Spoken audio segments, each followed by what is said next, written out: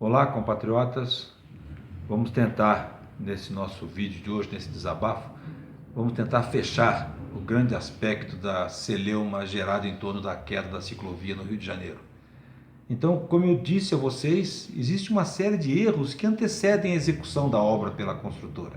Então, a construtora, para participar da licitação, que já foi fajutada desde o início, porque foi licitada sem projeto executivo, ela foi obrigada a comprar o edital.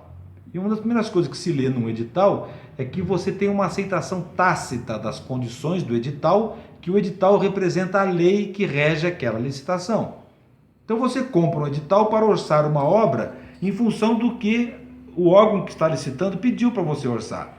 Então, para criar a isonomia e atender o artigo 37 da Constituição Federal, o pessoal desenvolveu um projeto básico e licitou uma obra que teria que ter projeto executivo.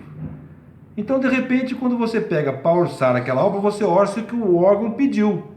Na pior das hipóteses, se você soubesse aonde vai ser a obra e você tivesse condições de determinar que aquilo estava errado, você tinha que pedir, denunciar o edital e suspender o edital, porque aquilo que ele pediu para orçar está em desacordo com o que está no local. Mas não, você pega o edital e vai orçar o que a prefeitura pediu. A prefeitura pediu para orçar isto como projeto básico que eu entreguei, apesar de saber que estava errado. Então o que aconteceu? A construtora orçou aquilo para fazer o que a prefeitura pediu. Se ia ter onda, se não ia ter onda, era outro problema. E o projeto executivo não poderia ser feito fora do projeto básico entregue pela prefeitura, porque senão você quebraria o problema da isonomia. Agora vamos pegar o que aconteceu com os primeiros relatórios que começaram a sair sobre o acidente. Já apareceu uma perícia independente da prefeitura que diz que aquele trecho tinha que ser 12 vezes mais resistente do que o que foi executado. Parem para pensar. Vamos supor que aquele trecho, aquele pedacinho de viga, dos 45 milhões que foi o valor da obra, custasse apenas 4 milhões. Aquele trecho custaria 4 milhões. E teríamos 10 trechos, 11, 12 trechos de 10 milhões, de 4 milhões, para poder dar os 45 milhões. Aí você pega isso e vamos supor que fosse linear. Uma estrutura que fosse 12 vezes mais resistente custasse 12 vezes mais do que a estrutura convencional que foi pedida pela prefeitura, porque já foi corrompido na essência da especificação.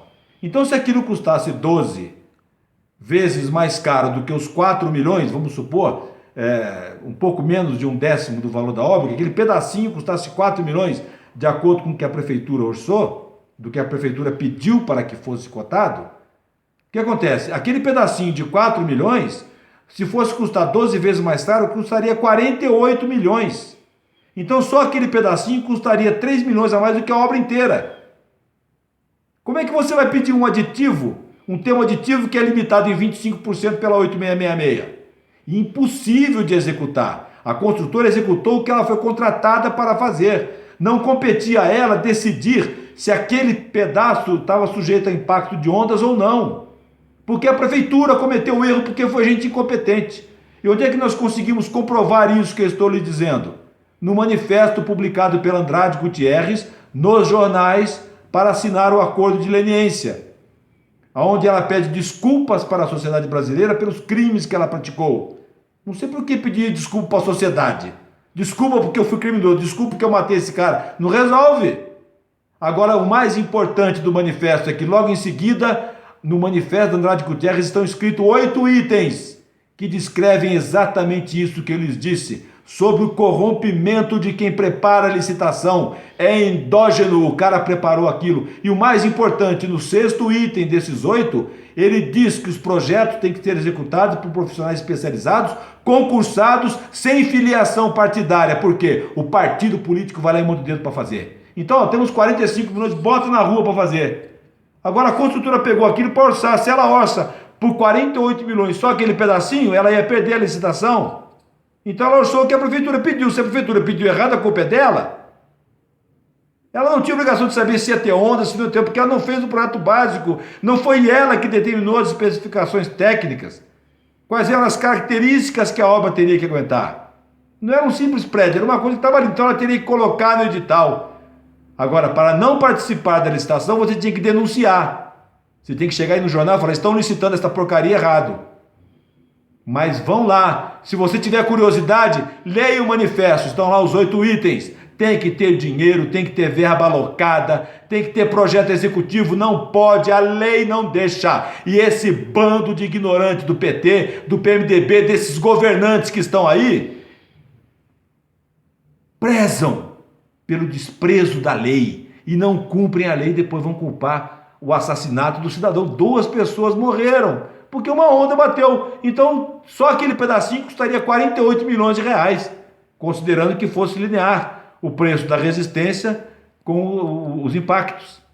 Mas não, estava errado, é endógeno. Criaram errado e fizeram errado. E a engenharia tem que fazer aquilo que tacitamente está escrito, é obrigatório em todo edital, que ele aceita tacitamente. E mais importante, você só sabe o que você vai orçar efetivamente depois de comprar o edital. O edital é vendido. Você tem que comprar o edital e apresentar o comprovante de que pagou pelo edital, para poder receber o jogo de especificações daquilo que todos têm que orçar, para poder garantir o cumprimento do artigo 37 da Constituição Federal. Então, só para encerrar esse assunto, para dizer para vocês que já estava errado ali. Se fosse 12 vezes, está aí. Os laudos estão confirmando o que eu lhes disse.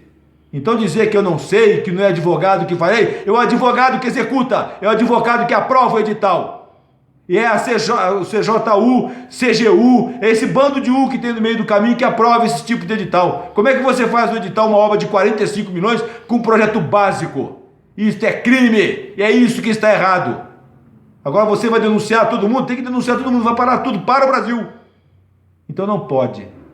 Dando continuidade a isto, nós estamos vendo o início de um governo depois do impeachment da presidente Dilma. Graças a Deus tiramos esse câncer do PT, ou pelo menos achamos que tiramos, porque eles continuam infiltrados, porque os psicopatas se infiltraram em tudo.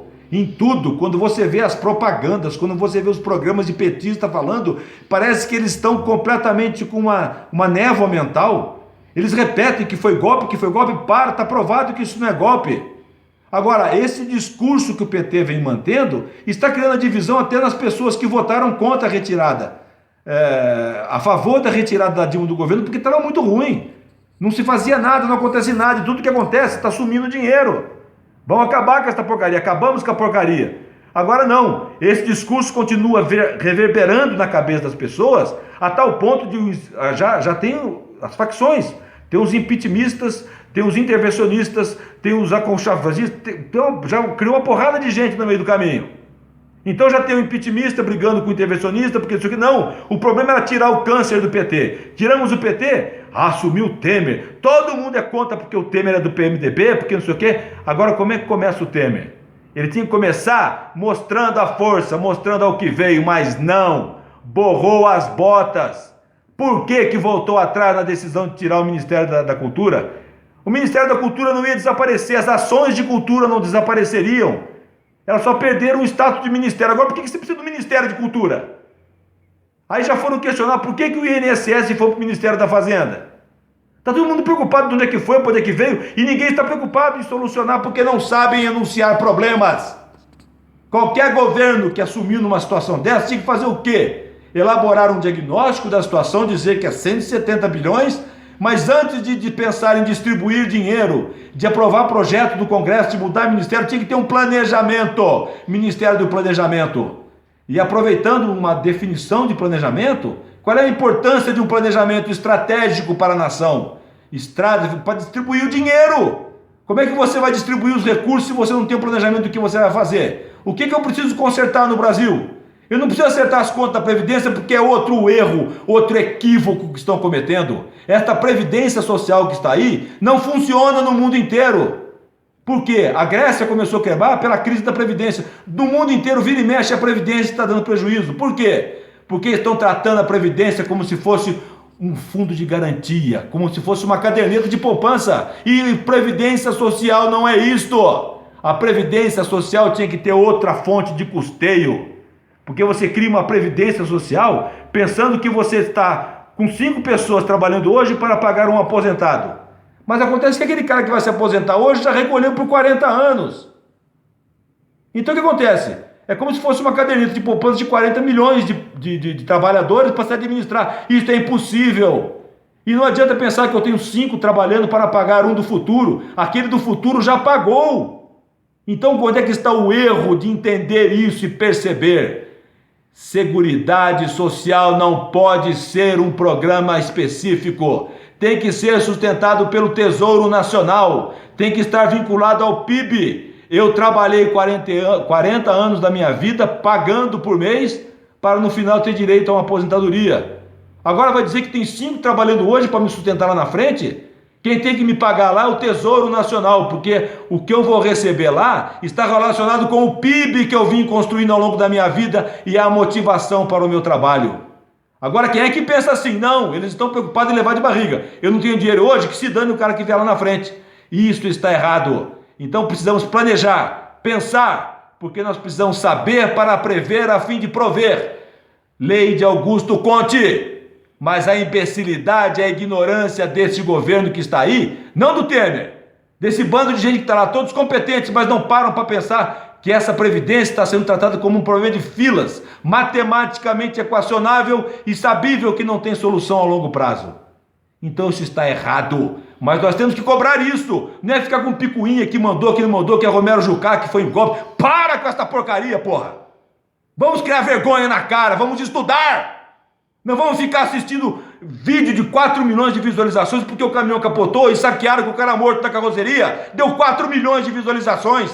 Vamos acordar quando alguém apresentar cultura, quando alguém apresentar estudo, quando alguém apresentar ciência nesta merda dessa rede social. Mas vamos acordar, vamos apresentar um novo, um Estado competente, um Estado que trabalhe. Beijo e sejam felizes. Não sei o que vai acontecer.